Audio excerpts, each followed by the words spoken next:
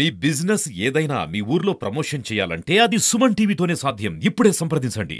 Faculty ఒక professors కానీ, assistant professors కానీ, అసోసియేట్ ప్రొఫెసర్స్ కానీ, అడ్మినిస్ట్రేటివ్ సిబ్బంది, కాంట్రాక్ట్ ఉద్యోగులు, అవుట్సోర్సింగ్ అందరూ కలిపి 652 మంది కావాలి.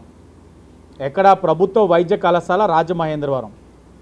ఉన్నవారి సంఖ్య 338, ఖాళీ 314. అంటే సుమారు 50% సిబ్బంది కొరత ఉంది. ఇక్కడ ప్రారంభం అయ్యి సంవత్సరం అయి ఉన్నది. అంటే ఒక సంవత్సరంగా కూడా మనం చూసుకున్నట్లయితే 50% ఇంకా కొరత ఉంది. రెండో సంవత్సరం విద్యార్థులు ఇప్పుడు వస్తూ ఉన్నారు. వీరే వెళ్తారు, కొత్త సంవత్సరం వారు వస్తారు. ఈ మొదటి సంవత్సరం రెండో సంవత్సరంకి వెళ్ళేసరికి వారికి కావాల్సిన మౌలిక వసతులు ఏవి కూడా లేవు. ఒక ల్యాబ్స్ తీసుకోండి, మిగతా అంశాలు తీసుకోండి, ఎక్కడా కూడా లేవు. శాశ్వత భవనాలు ఇంకా నిర్మాణం జరుగుతూ ఉంది, అనుకున్న విధంగా పురోగతి లేదు. ల్యాబ్ సామాగ్రి, ఇలా ఫర్నిచర్ అన్నీ కూడా తీసుకుంటే చాలా లోటుపాట్లు ఉన్నాయి. మేము వచ్చినప్పటి నుంచి, మేము వచ్చి గట్టిగా ఉంటే 2 నెలలు వచ్చినప్పటి నుంచి ఇక్కడ ఏం జరిగింది, ఏంటి లోటుపాట్లు, ఏ ఫ్యాకల్టీ లేరు, ఇక్కడికి వచ్చిన స్టూడెంట్స్కి కలుగుతున్న సమస్యల మీద అదే పని మీద అడుగుతూ ఉన్నాం. ఈ విధంగా అడిగిన వారు ఎవరూ లేరు. గతంలో వైఎస్ఆర్సీపీ అధికారంలో ఉన్నప్పుడు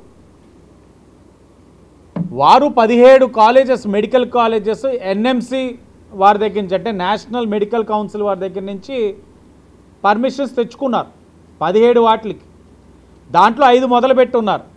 విజయనగరం, రాజమండ్రి, ఏలూరు, మచిలీపట్నం, నంద్యాల మొదలుపెట్టిన 5 ఫేజ్ 1.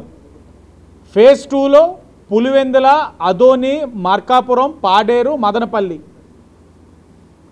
సరే, ఫేజ్ 2 అంశం మీకు మరలా చెప్తాం. కానీ ఫేజ్ 1 మొదలైన 5 యొక్క పరిస్థితి, 5లో ఒకటైన దీని పరిస్థితి మీరు చూస్తూ ఉన్నారు. మెడికల్ కాలేజ్ పేరుతోటి భారీ స్థాయి అవినీతి జరిగింది.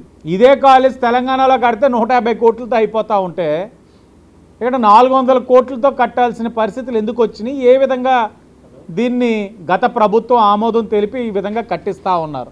విద్యార్థులు అయితే సతమతం అవుతూ ఉన్నారు, చాలా ఇబ్బందులు పడుతూ ఉన్నారు. ఓ పక్కన ఉపాధ్యాయుల కొరత, మరో పక్కన ల్యాబ్స్ లేవు, సరిగ్గా ఇన్ఫ్రాస్ట్రక్చర్ లేదు. ఎంత దౌర్భాగ్యం అండి. బస్సులకి డ్రైవర్ లేరట. బస్సులు ఉన్నాయి ఇక్కడ, వాళ్ళకి డ్రైవర్ లేరు. అది కూడా ఈ 2 నెలల్లో మేము తెలుసుకొని బస్సులుండి డ్రైవర్ లేకపోవడం ఏంటి దౌర్భాగ్యం అంటే ఆయన బాధపడతా ఉన్నారు. హెల్త్ మినిస్టర్ గారు బాధపడతా ఉన్నారు. అవుట్ సోర్సింగ్ లో అయినా సరే డ్రైవర్ని తీసుకోవచ్చు కదా, ఏం చేశారు ఈ సంవత్సరం అని అడుగుతా ఉన్నారు ఆయన.